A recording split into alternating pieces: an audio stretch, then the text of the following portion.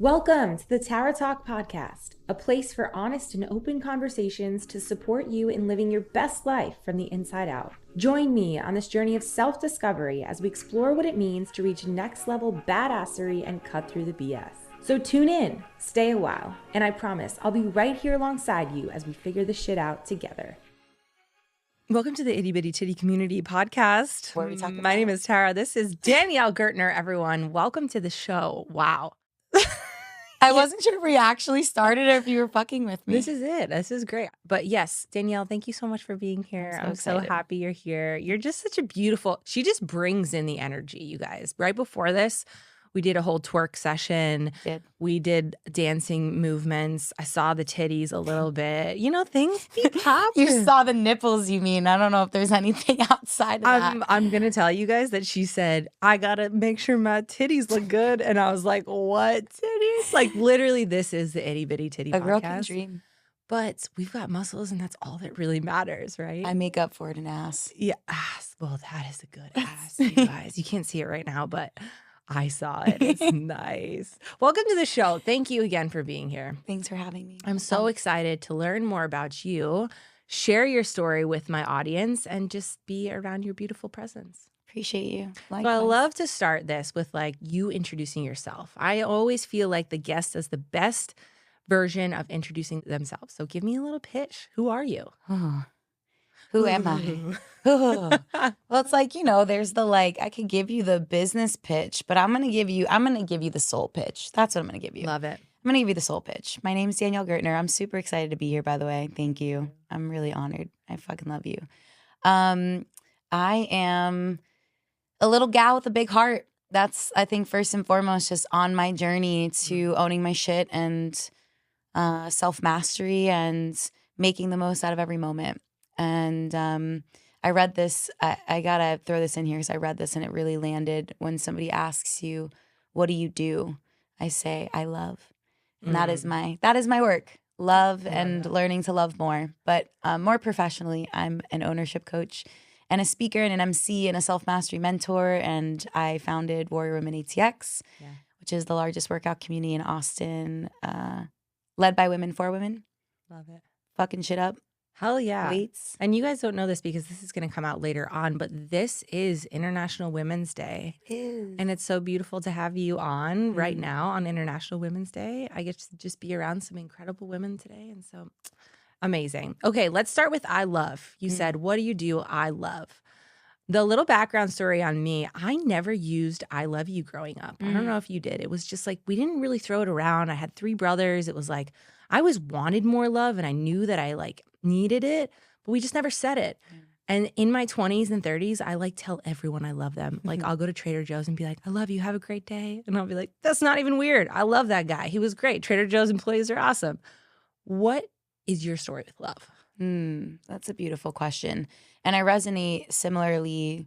I wouldn't say I didn't get love growing up, but my dad specifically never showed a lot of affection. My mom did, but my dad really didn't. I don't really remember until maybe later in high school really hearing him say, I love you. And I think, right when I was about to leave for college, maybe a couple weeks before, he came up to me in the kitchen. My dad smoked weed at the time. And so he was definitely a little high. But he came up to me and he hugged me and it was weird, oh, I don't know what to do with myself. Yeah. And he was like, I love you and I'm going to miss you. And I didn't know how to respond. Were you going to college or were you just going to school for the day? No, I was going to college. Like, maybe not right that moment, but soon. Yeah, he was just I'm going to miss you when you leave. And similarly, even I just remember hugging when I used to hug my sister and I used to hug my brother. There was this I don't know if I can hug you fully. Is that weird? How do I let myself all the way in? And I would see a lot of friends and friends' families being more intimate, I guess you could say. And I learned a lot about love and my love for love when my brother passed away. It had a really powerful effect on my willingness to say I love you and even just my physical touch with my friends and my family. I don't hold much back now because as cliche as it sounds, you don't know what you have until it's gone. it's real. Yeah. And that's so powerful too, Yeah. because you take his story and you live it to the best of your ability, right? I know he was such a huge part of your life, and unfortunately I was never able to meet him, but I feel so drawn to you and your story with him because I have 3 brothers and I've never had like a super deep relationship with them, but I see how much you both cared for each other just through the way you live it. So it's really beautiful. Thank you. Yeah. I really did. He was awesome. And how do you feel like you showcase that now with other people? Like my love. Yeah. Well, I mean, first and foremost, I've always felt like I've lived with my heart on my sleeve. Like I am an open book, and I know that's another cliche, but there's not very much I won't tell people. Yeah. Because I feel, and I know that's what brings us together. When we can feel somebody else's heartbeat within our own heartbeat, and we know that there aren't layers of shell, we really connect with that, and it's completely transformed my relationships with people. I weeded a lot of people out, or I should say a lot of people weeded themselves out just naturally. They couldn't meet me at the openness that I was willing to meet myself and willing to meet the world. And that was, it was challenging, but also really beautiful, because the more I let those people fall away with love and grace and gratitude, the more people stepped into my life that could meet me so fully, that saw me so fully in my grief, so fully in my joy. Because the deeper I've grieved, the more capacity I have to bring joy to the world and love to the world. Yeah. Which I know is not always talked about. People are really afraid of grief. Right. Really afraid of grief, when in actuality it's a beautiful part of being a human. And it's opened me up in so many ways. Do you feel like sometimes you grieve the loss of the people that no longer are in your life and they are still living? Like these friends that have maybe been in past chapters of your life that aren't anymore, family as well? Absolutely. I think all of us as a world, as a society, we are grieving, and we're not taught what to do with our grief. Yeah. And I think that's what leads to depression and anxiety and addiction and self-sabotaging behaviors and so many other things, because we don't know what to do with what we assume is this bottomless pit, this hole that we're going to fall into and never get out of. But yeah, I grieve all the time. Over the last 3 years, I lost my brother, I lost some best friends, I lost a relationship, and I allow myself whenever it comes up, because it's not like a start and stop button, right? It's not like we started and stopped this are going to stop this podcast. Like I get to press a pause button on grief. And I think the quicker we realize that, and I'm reading this really powerful book called The Wild Edge of Sorrow, and it talks a lot about just this gentleness, this vibrancy is a better word, that we welcome into our world when grief is a close friend. And we don't shun grief away or lock it in a corner.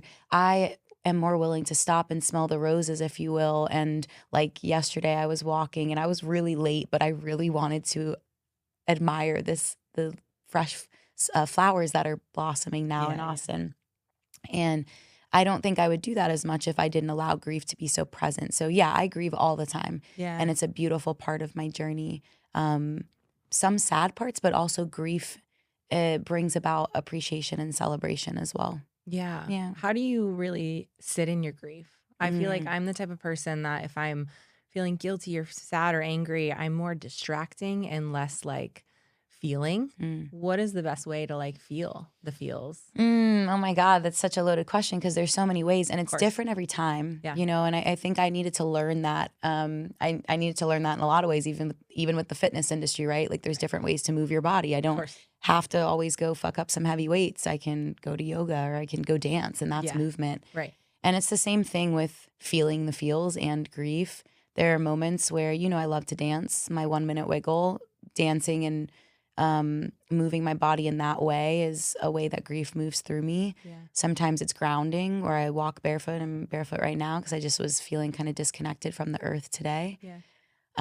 Sometimes it's writing, sometimes it's singing, sometimes it's crying. Yeah. It's a lot of different things. It's a lot of different things. I think it feels scary to sit in it because it feels like you just have to sit. And I think that's where I'm like, oh, well, if I just distract myself with a phone call or social media or something, I won't have to sit in it. But really, you can move through it. Absolutely. And you do such a great job of like sharing that. She's talking about Wiggle Wednesday. Wiggle Wednesday. But I feel like you do it every day, right? It's like I move all 1 minute wiggle every day. It's a 1 minute. And I mean, obviously, I'll share all of this in the show notes, but she'll just get on her Instagram and just wiggle her body. And I'm like, well, I'll watch that ass.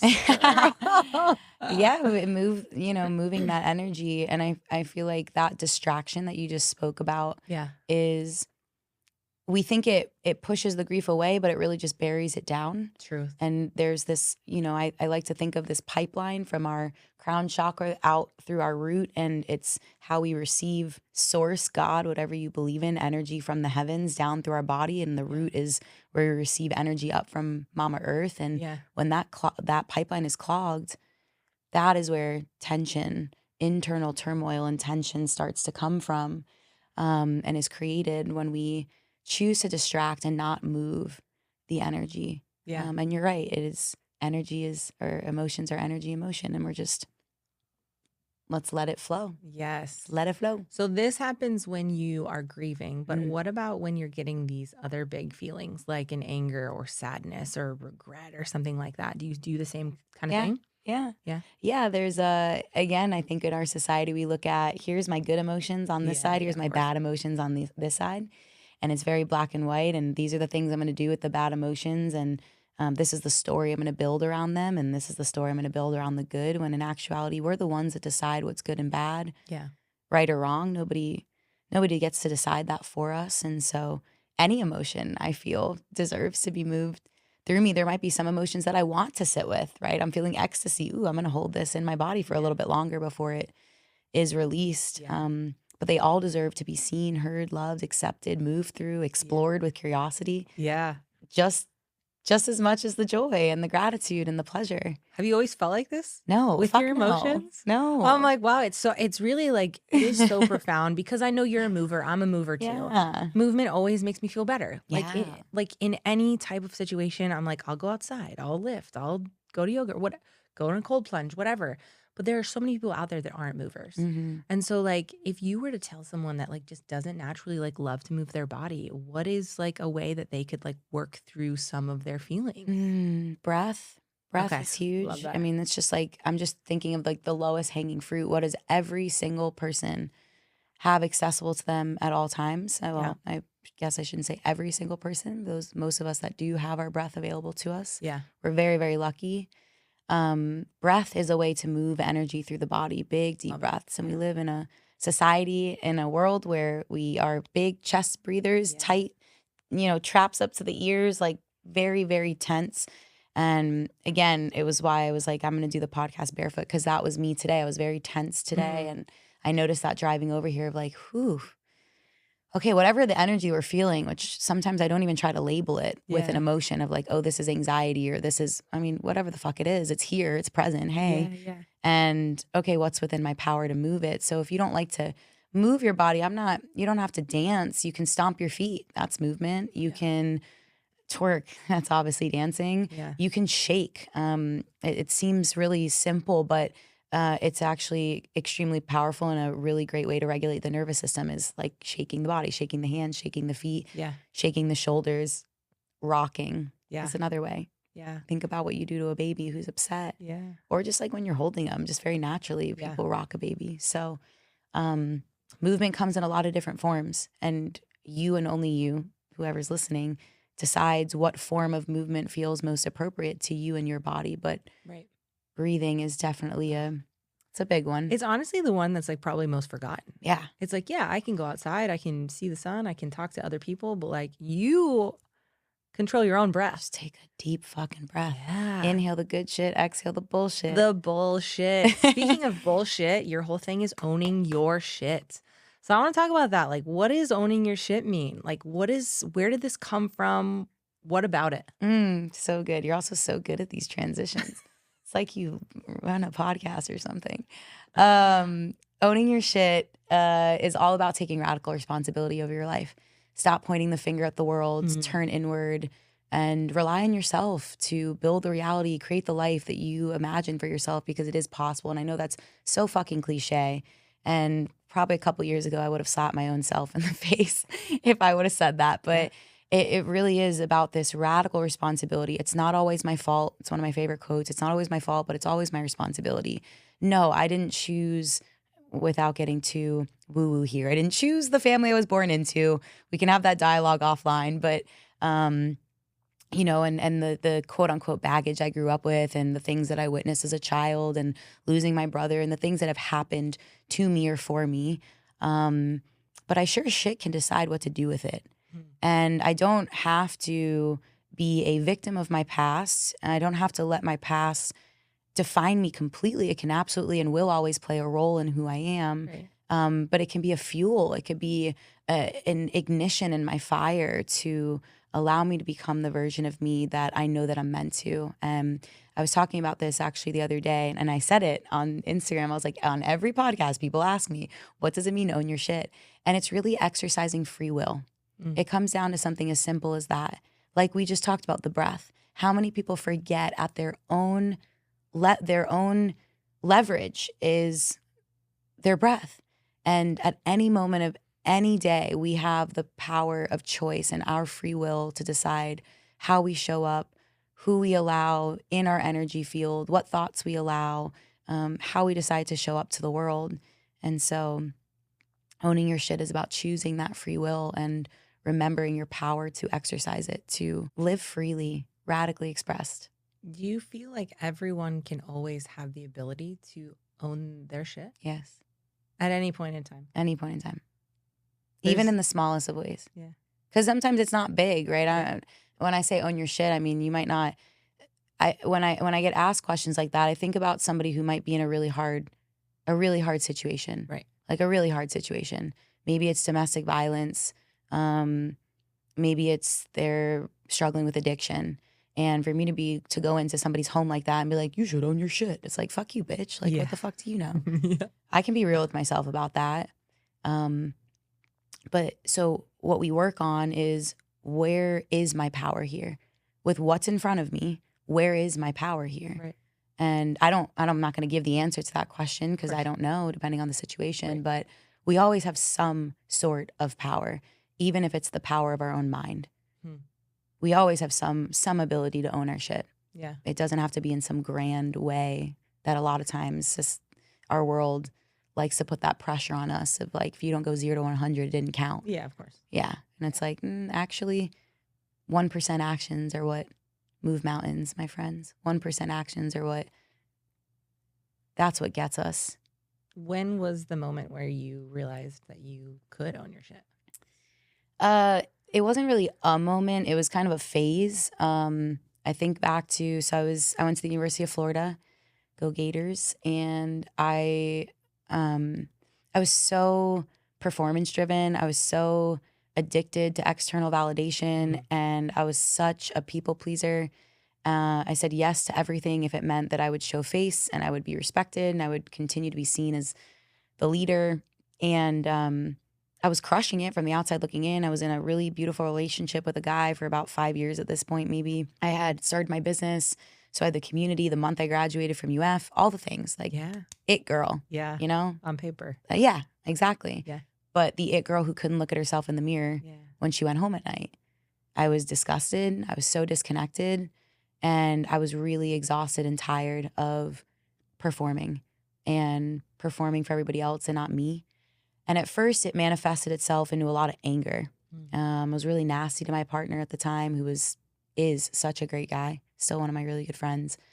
And I remember thinking one day, I don't know exactly the day, but I remember thinking one day, like, I have two choices. I can continue living life like this, blaming the world, being the puppet, going out and performing, coming home, taking off the metaphorical makeup, if you will, and stay in this time loop, this Groundhog Day, or I can do something about it.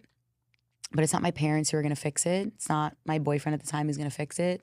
It's me. Yeah. And, I don't think I had as clear of an understanding of what I meant when I said own your shit then as I do now. Yeah, of course. Because that's shown up in a lot of different ways. But I was tired of my own shit. I was tired of blaming the world because blaming the world wasn't working. Yeah. It was just, I could continue blaming the world, but nothing was fucking changing. Yeah. So, yeah, it was just like, all right, well, how bad do you want this change, Danielle? Yeah. How bad do you want to feel free from your own shit? The answer was really, really fucking bad. Do you feel like you're constantly wanting more change and more out of yourself? Yes and no. And I say yes and no because I'm a hungry being. I might be little, but my appetite is insatiable for life. It is. Yeah. I really, I'm here in this earth suit at this moment in time for a very specific reason, and you bet your ass I'm gonna go find out why the fuck I'm here. Yeah. So in that, from that respect, yes, I'm hungry and I always want more. But if nothing changed about my life for the rest of my life, Yeah. I would be so okay. I How am cool is really, that? that is freedom. Yeah. And I had to work really hard to get here Yeah. because that wasn't always the case. There's been some hard shit that's happened in my life, as it does in other people's lives. But knowing that I would be okay if this is what my life was forever, Yeah. there is an unwavering, deeply rooted sense of peace that exists there that I wish every human for the rest of all eternity gets to experience it. Well, I think you do that. Thank you. I think you do that in such a beautiful way that is like the most self-expression of you. Mm-hmm. You get to show up as yourself, but you get to show other people that they can have this too. Mm-hmm. And that's the beauty of what we do in our industry, right? Is like there's a lot of noise and there's a lot of shit, but like we can stand up there and be like, you can have this too. Yeah. And in like your own beautiful way. Yeah.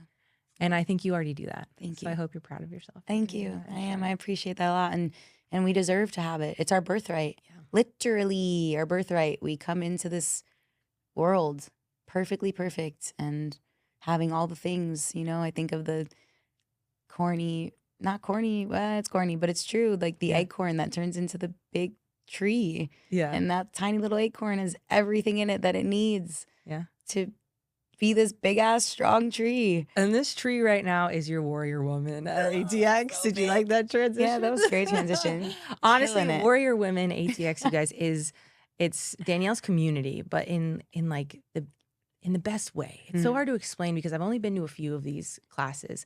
But I've been in the industry for 12 years. I've been in group classes. I've been to events. I've been around fitness people.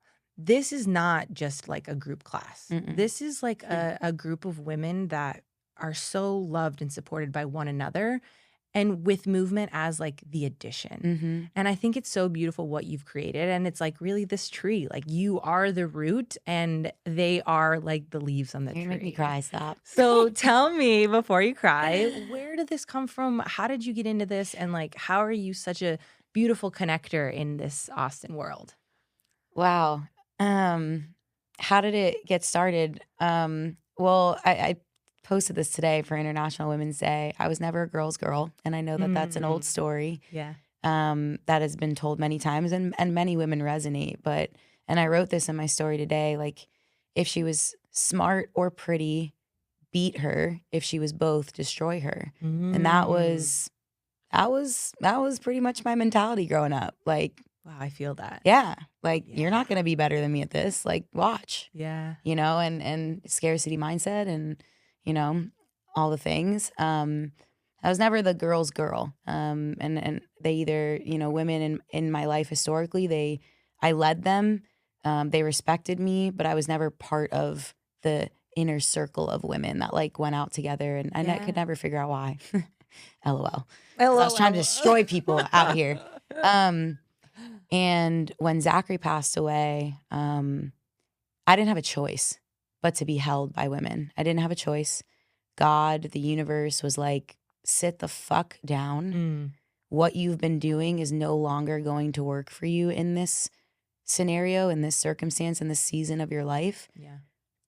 The femininity, the feminine in me, the divine feminine within me was birthed in that moment, or reawakened, I should say. Yeah. And I just very naturally, without intentionally doing it, started calling other women in. Warrior Women was created September 2021. My brother passed away in April of 2021. So just a couple months after he passed away, I was using movement as a way to move through my grief and not yoga. I was lifting very heavy because I was so numb. I couldn't get myself to feel anything until the bar was heavy enough. And it was like this threshold that I would cross. I actually were sitting outside of Squatch Frontier Fitness, which is where I did a lot of my grieving. And I remember like one of the first times I came to work out after coming back to Austin, and I was under a very heavy barbell squatting, and I started to cry. And I remember one of the coaches running over, he thought I hurt myself. And he's like, where is it? Like looking at my body, like what happened? I was like, dude, it's my heart. So if you can figure out how to fix that, then we can talk. Yeah, so there was just not a space for women to come together to really use movement. Like, and I love bar, I love yoga, I love these softer forms of movement, but that's just not what calls to me. You get it? Yeah, of course. We like to lift heavy shit and swing heavy kettlebells and pick up heavy sandbags. Like that, when I can tap into that power, that ripples into every other area of my life. And there wasn't a space for where women were doing that here in Austin. Right. And so I was like, fuck it. If I need this, I bet other women need this. September, I think it was the 13th, maybe, we did our first ever workout. And it has become so much more. We had a girl yesterday show up, didn't even work out.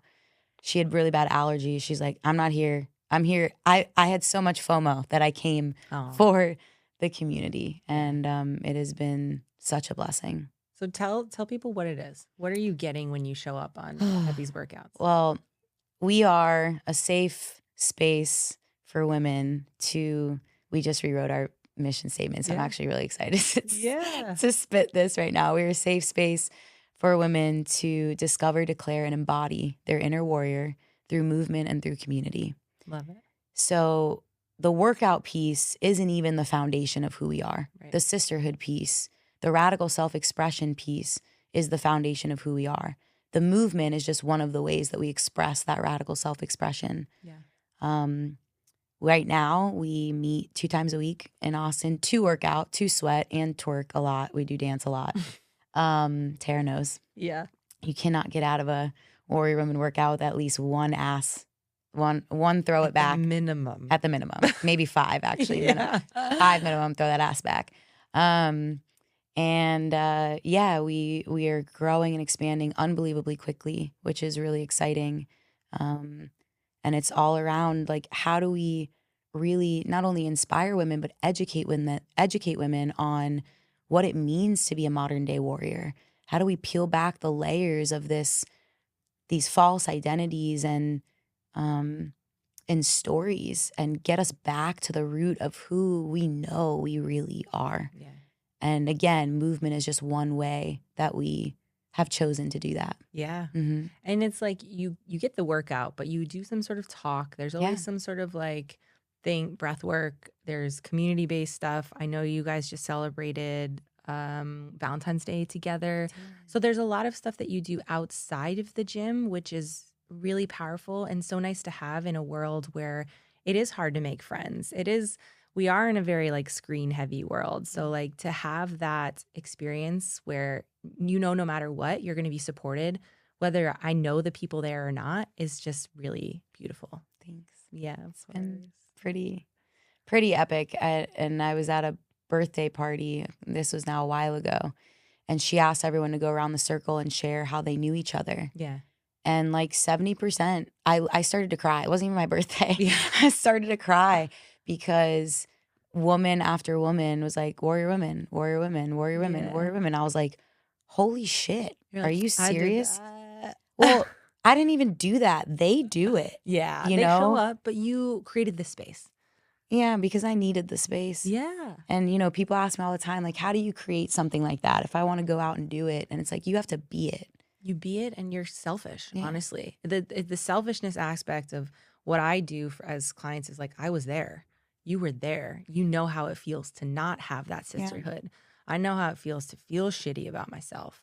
And you just want people to feel the way you do, just like you said. Yeah. Everyone should feel this beautiful, empowered version of themselves, I feel called, this is kind of random, but I feel like you'll appreciate this. My favorite definition of leadership. Yeah. And this is how I always strive to lead. It's by Stephen Covey. And he said, leadership is communicating somebody's potential so clearly that they're inspired to see it in themselves. I love that. Yeah. Yeah, I really love that. Like, 'Cause it's hard to be clear. It's hard to be clear. And it's hard to be clear enough to the point where it hits people in a way that you have no shadow of a doubt that it's genuine. Yeah. No shadow of a doubt. Like, I'm a very positive person. Yeah. And I will hype anybody up that I see. Same. But I'm not hyping you up the same way I just hyped up the person before you or after you. Right. You will not get the same hype up from me. Yeah. It will be completely channeled and unique to you. Yeah. Because I see you for the unique, beautiful, wild, weird being that you are. Yeah. And I want every person I come in contact with to know that they are fully seen by me. And I think that's the energy that has spread throughout Warrior Women, which I'm blessed that I led by that example. Right. Because it's not me who's really growing the community right now. It's the other women who are bringing other women. And it is because they saw that and they felt that, no, I'm really seen here and you will be too. Yeah. Because if I can see you in that way, then maybe you'll be able to see you in that way. I like to call it the multi-level marketing pyramid scheme of confidence. Yes. You share your confidence and then they share it with their friends. And then all of a sudden it gets bigger and you don't have to sell shit. Oh, I'd be making fucking billions right now. I know. God is already paying me in billions. Yeah. But that's so funny. I want to talk about the feminine versus masculinity. I kind of want to go back to that because I relate so much to the not a girl's girl. I had a lot of guy friends. I have 3 brothers. I'm like, and people see me as like this more masculine focused person because I'm muscular and I'm a force. Same with you. I'm like, you are a force to be reckoned with. We're independent women.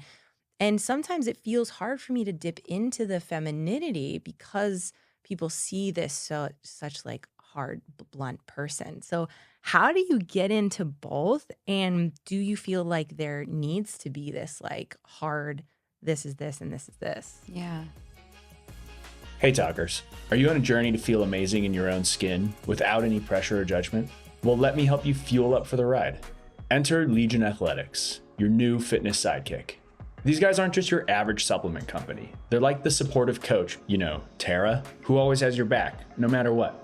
Whether you're aiming to feel stronger, more energized, or just a little more badass every day, Legion's got your back. And your biceps, and your abs, and your glutes. Well, you get the picture. Their products, well, let me tell you, they're like a treasure trove of goodness, meticulously crafted to nourish your body and enhance your performance without any unnecessary fillers or fluff. Plus, they taste so good, you'll actually look forward to chugging down your protein shake. And hey, if you're into science, you'll appreciate that Legion's formulas are backed by real research. There's no bro science here, just pure, sweet, sweet gains. So what are you waiting for? Embrace the journey to becoming the best version of yourself with Legion Athletics by your side. Head over to legionathletics.com now and use your code TerraTalk for 20% off your first order and double loyalty cashback on every order after. That's TerraTalk, TARATALK, and enjoy the rest of the show. I love this question because it's definitely a journey that I have recently gone down, I would say in the last 3 years, because I would always consider myself very masculine. But I also realized I didn't fully understand what masculinity and femininity meant to me. Right.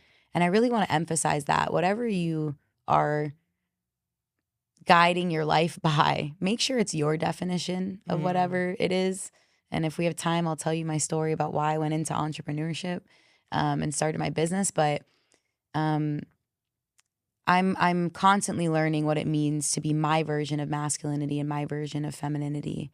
I am more masculine in the way that I structure. I won't even say in the way that I lead because I become a lot more feminine. But no, I don't think there needs to be any hard lines. I think tapping in to intuition, which is feminine, and deciding what might be appropriate for a certain container, which is masculine, and having this beautiful dialogue internally with these different parts of myself that I fully trust to choose how I show up in a situation. There's a really great book called The Inner Marriage that I read that really supported me in learning about these masculine and feminine energies.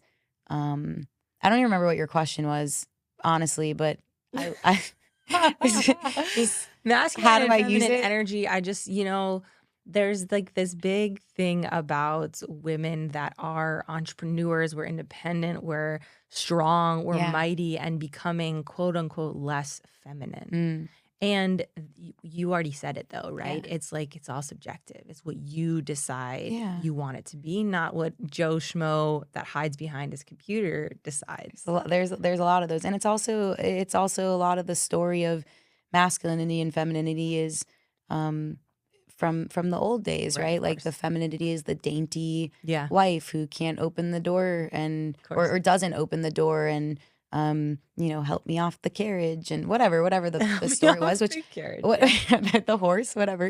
And again, none of those are good, bad, right, or wrong. right, It's of course. when I tap into my own heart, what feels true and alive for me, Yeah. and leading in a more masculine way, I guess, which I don't even really know what that means because I I'm always know. leading from love. Is that not Yeah. feminine? Even if I'm loud. So here's the thing. Here's what I thought masculinity was. I'm loud, I'm direct, I'm organized, and I'm blunt. So does that mean I'm masculine? And then I sat with it and I was like, but I also know how to go with the flow Yeah. in a certain container, and I lead with love, and I'm in tune with my body, and I'm present. Wait, that's feminine. Yeah. What am I? It's like we're Who cares? everything. Yeah.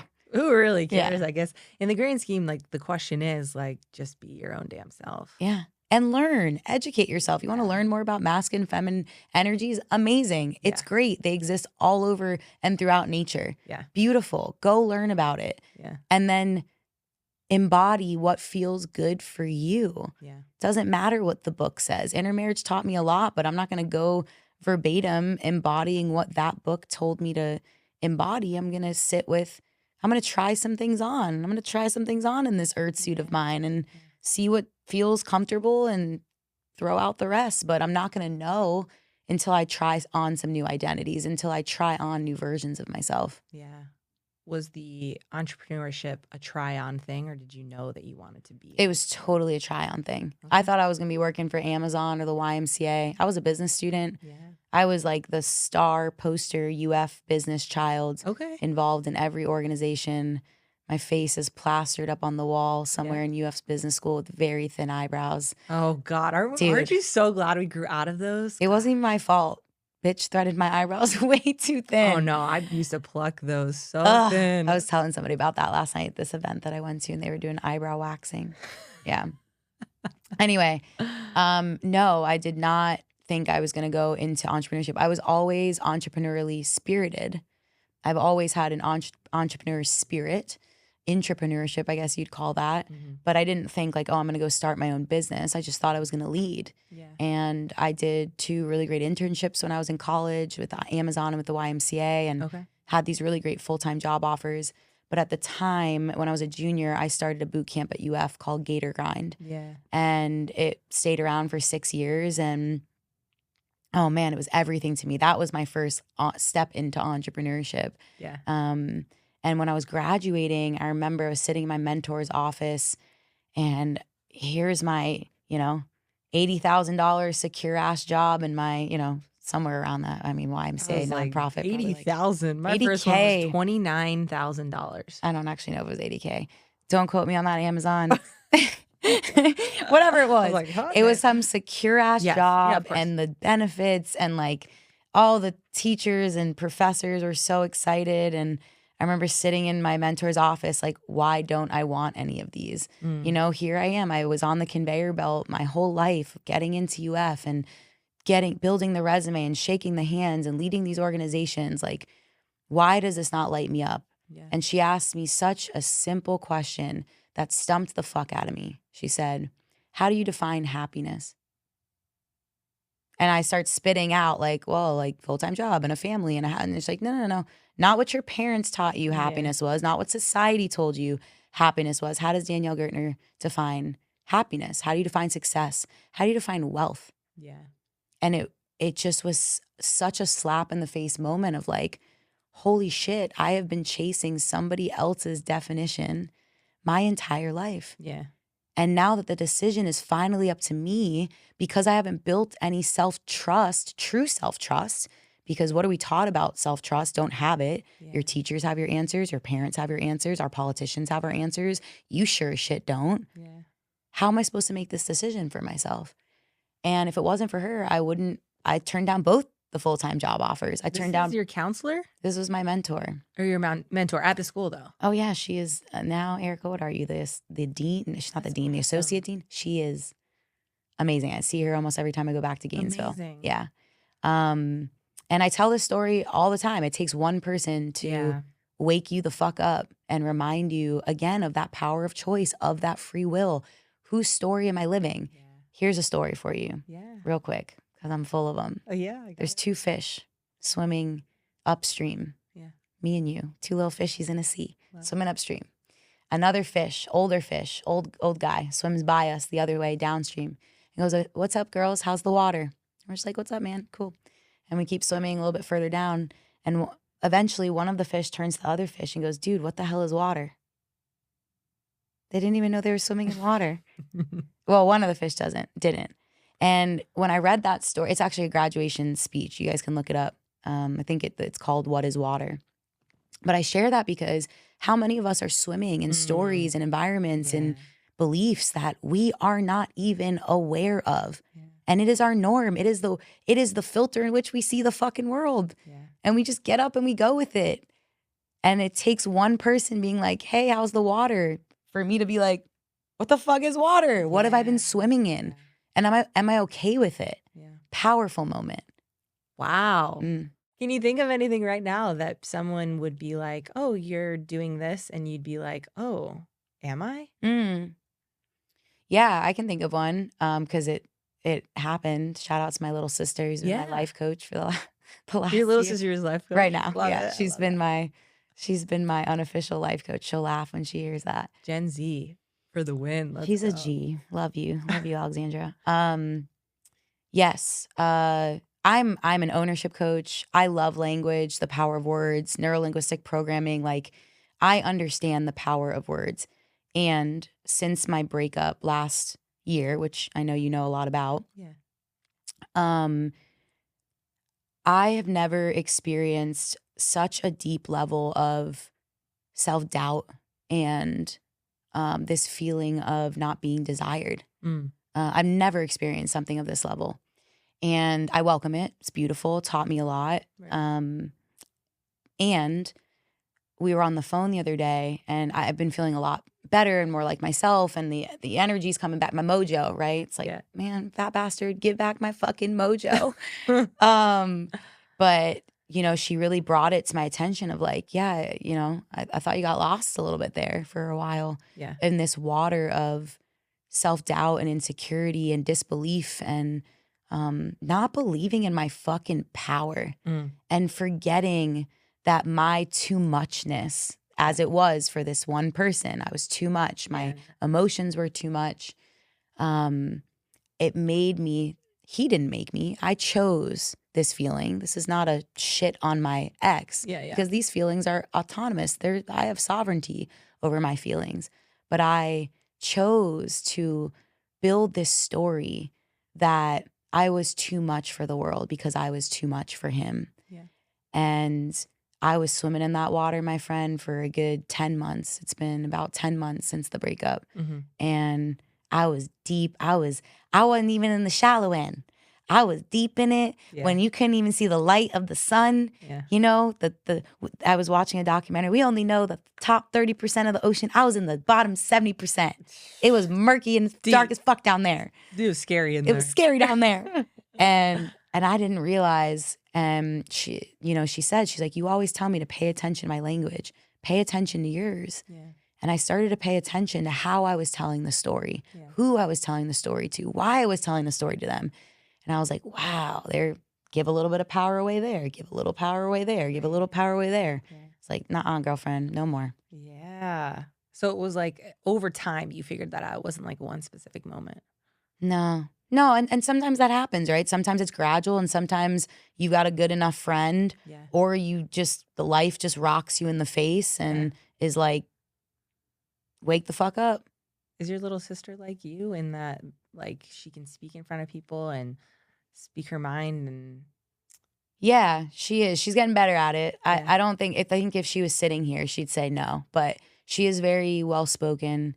She's very sassy. She's very funny. Yeah. She has this really, really ridiculous sense of humor. Just like she's she's like an actress. She's just funny. Yeah. I'm sure she'd be great speaking. Yeah, she's a chef. She's a performance chef. She's unbelievably talented. So that runs in your family then, like this performance, being in front of people, leadership.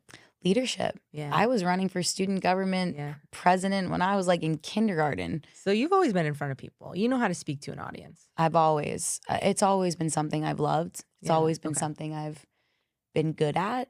And double-edged sword to everything. There came a point where I didn't know how to be in a room without leading. If I wasn't leading, I didn't know why I would be there then, or what the point was, or I would have a lot of imposter syndrome or self-doubt and shame of like, you're not worthy if you're not up there. And I still deal with it. That now? Oh yeah. Yeah. Yeah, I deal with it all the time. Yeah. Your inner critic, just because you wake up to life, that shit don't go nowhere. Yeah. I just have a better relationship with these parts of myself. Right. So when it comes up, I thank her for showing up and saying what she has to say. And I really do. I think this has been a big shift in my life to learn to hold space for these parts of me. Yeah.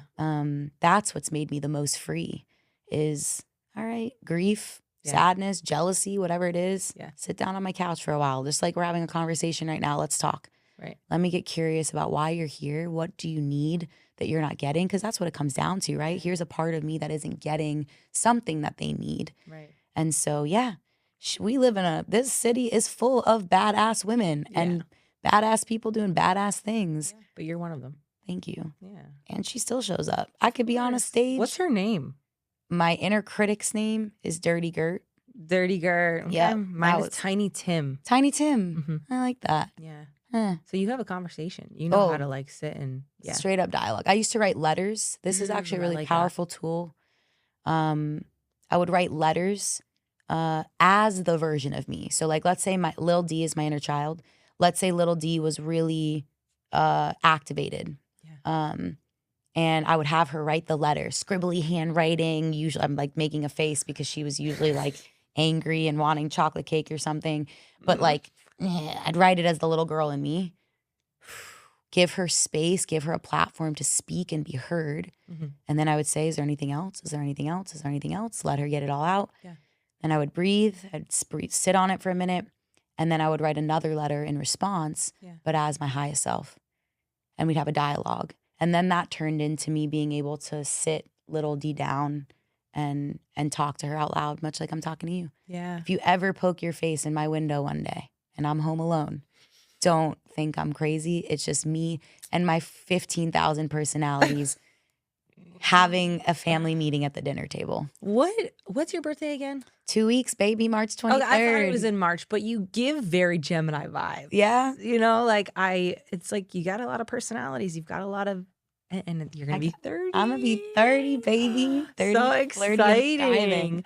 But yeah, it's like when you have all these personalities, sometimes I feel like it's hard to like manage them in a space. But I do the same thing when I'm by myself. I'm like, I'll talk to myself all the time. I'm not really good at like switching characters very well, but I think it's really cool that you're able to like have these conversations. Yeah. And you know, you can create a container for it. Yeah. Talk about the masculine and the feminine. Yeah. I'm going to masculinely create a container.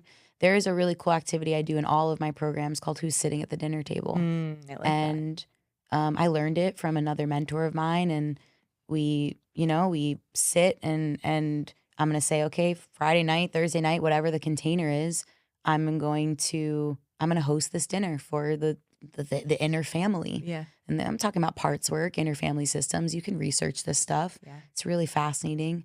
And I'm going to go down seat by seat and let every part of me share what they need to share. And that's where I started. Yeah. That's where I started. I mean, I've been doing this now for 6 years. So the relationships are a little different. They're more developed. We have more trust built between me and these different parts of me. You're such a, like, you are such a student at heart, it sounds like, you know, and you're always learning so much about your body, but also your mind, and you share all of this, which is so beautiful too. Is there something that you feel like you want people to learn about themselves now more than ever? Yeah. I want people to learn that there is nothing within them that isn't worthy of love. And isn't worthy of attention. And the more that we get to know ourselves, the more that that becomes true and can be a lived experience. When we numb, when we run away from parts of ourselves, we're telling that part that they're not worthy. They're not deserving. There's a reason that people don't grieve, because grief requires attention. Grief requires love. Grief is love. It's another form of love. And the reason people grieve is because there are parts of themselves that they don't even feel like deserve grief. And I would love for people to learn, and not even really to learn, but to remember that there is nothing within you that is too scary, too ugly, too whatever, to not be held and seen and celebrated, because all of it has wisdom. Everything that shows up, everything I've just moved through in the last 10 months of my breakup and since the loss of my brother, as hard and as quote unquote ugly as those parts may have been, the beauty in all of them is, man, did they teach me a lot. Man, did they show me about the parts of me that needed love and attention and tenderness and compassion, maybe a little play, maybe a little silliness. There's nothing within you that doesn't deserve your love and attention. The more that we spend time hoping the world will love and attend to those things, we're always going to be searching for that, because it's not actually the world that we need to love and attend to those things. It's us. That has been, if I could put one summary title on the last year of my life, it is, you didn't need him or them, the world, to love those parts of you. You needed you too. Title. Let's make that the title. Mic drop. Mic drop. I love it. It's funny. We've talked for an hour and we Really? can keep going all day, Holy crap. but we haven't even talked about your fitness journey, which is so crazy, because I feel like I know you as a mover and a shaker and a wiggler, but like a mover in such bigger ways. And the foundation of so much of what I do is through strength training, but so much of what you do is up here. And you do such a powerful, you share it in such a powerful way, which I've shared with you a million times. But where are you at on your fitness journey, and what feels really good to you, and where can you see it going? Oh, that's a great question. Where am I at? I'm in play mode. 100% play. I'm in no fucking plan mode. And I'm loving it. I'm loving it. And there's the femininity, right? Coming online even more. Like, I still go to the gym. But I don't always have the plan when I get to the gym. And that's where I get to tune in and be like, what feels good for me today? I spent a lot of my time, I was a cheerleader my whole life, very structured, very rigid. I ran track, sports, right? Show up at practice, we're doing this certain thing. Then I got into weightlifting. And it wasn't until I found unconventional movement like kettlebells and animal flow, landmines, steel mace, things like that, that I started to tap into more of the moving for the sake of moving, not for the end goal. Moving to move energy, to connect with myself, to play with myself, to play with others. And that's where I'm at. I mean, I will say, like, the last probably like 2 weeks I've been itching for some structure. I think I was telling you that. I was like, you know, let's go. I could probably get on a workout plan just so like I have some direction. I kind of just go to the gym and do whatever, which, you know, something that I've really gifted myself over the last couple years is understanding we're ever evolving beings.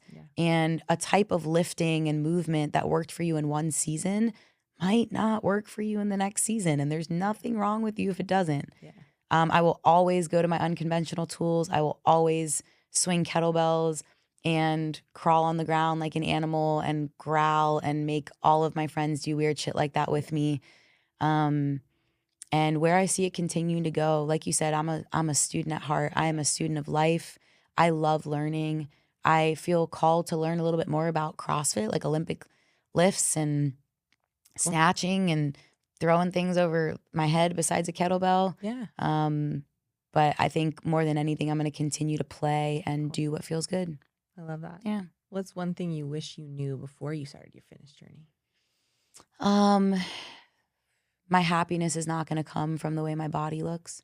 Ooh, My confidence is not going to come from the way my body looks. My joy is not going to come from the way my body looks. It's going to come from how my soul feels inside of this earth suit and how I choose to treat this beautiful earth suit that God, the universe, gifted me to come down onto this spinning planet in the middle of space to be in and be on. And I think just reiterating what I just said, let it flow. Let your journey evolve the way it's meant to, not the way you think it's supposed to. Yeah. If you're not feeling 4-hour workouts anymore, you know, I don't know who does that. Yeah, I was like, definitely don't be doing that.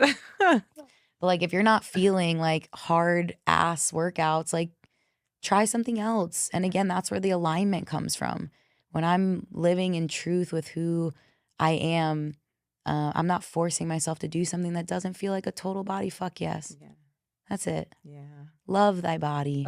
Love this earth suit, fam. Honestly, I feel like there's so many other ways we can go on this conversation. Tell your next. Yeah, right. We'll have to do a part 2. You'll definitely come back. I just love you. And I feel like the feeling's always mutual. We tell each other we love each other all the time. But you're like my favorite human ever. Where can people find you? Where can people connect with you and do things with you? I always go, Instagram's a great tool. I love Instagram for the connection piece at Danielle Gertner, which I'm sure you will see in the show notes. Yeah. I have a really great website and email list, and I don't do that just to push it. I really do love writing emails, and I care a lot about the emails that I put out, daniellegertner.com. If you're in Austin, come sweat and twerk with us at Warrior Women. And also, if you race high rocks, I'm the Emcee, so catch me around the country. We didn't even talk about that. Inhaling the good shit, exhaling the bullshit. Thank you again so much for being here. You guys check Danielle out all over Austin, all over online. But like she said, she's also high rocks leader basically every single time, right? Almost every weekend or every event. Time they're in the States. Yeah. Amazing. Yeah. Well, thank you so much. Thank you so much. It's awesome. Thank you so much. Love you. Thanks for coming to this Tara Talk. I hope you're taking something away from this episode, and if so, I would love to hear about it. You can connect with me at The Tara Talk and at Tara LaFerrara on Instagram. A few ways you can help support the show and help spread the word. You can share it on Instagram, tag at The Tara Talk and at Tara LaFerrara. Send an episode to a friend, and please leave a review if the show is resonating with you. It takes just a few minutes, and it means so much to help this show grow, and it helps me to continue to bring on badass guests for all of us to learn and grow from. I am so happy you're here and excited to be on this journey with you. Until next time, be a badass with a good ass.